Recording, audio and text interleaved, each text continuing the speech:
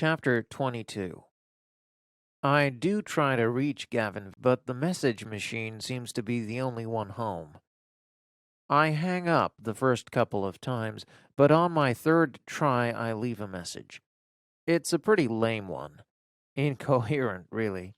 And right before I hang up, I rattle off my phone number, then immediately wish I hadn't. What's he supposed to call back for? To tell me to learn to leave a message? I don't even want him to call back. I already said thank you. What's left to say? Still, every time the phone rings, I jump a little. Every time it turns out to be someone else on the line, I scold myself. But Monday morning, when he sees me from across the courtyard and leaves Meryl's side to come talk to me, I feel my cheeks flush. I try to be cool and blithely witty as we talk, but me making him laugh makes me laugh, and when he finally goes back to Meryl, I realize that my eyes are shining and my cheeks ache from smiling so much. Suddenly, I feel like crying. What an idiot I am.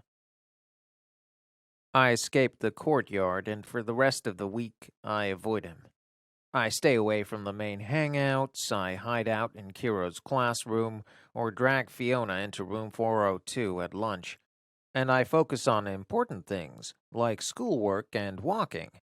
Especially walking. I work really hard on my gait, on my roll-off, on mastering ramps.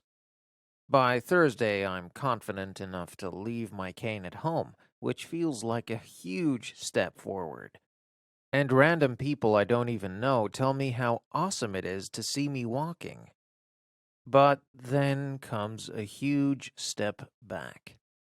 At lunch, Kiro breaks it to Fiona and me that Gavin's newspaper article has brought in only $40. I don't understand it, he says, raking his long fingers along his hair. I was sure there would be an outpouring of goodwill. Maybe it's still coming? Fiona says. He sighs. Let's hope. Unfortunately, there's often a deep, wide abyss between good intentions and concrete action. And as unfair as it is, after a few days, any story becomes old news. He looks at me. It's disappointing, but don't worry. We'll raise the money.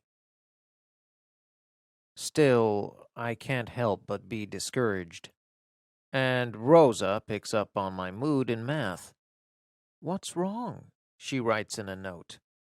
The running leg's a pipe dream. She slips the note back. So was walking. Miss Rucker is watching me, so I hide the note and focus on the board. Until Rosa slides another note my way. Don't look so far ahead. I slip the note into my backpack and find my mood spiraling even further downward. Looking ahead is what's been giving me hope.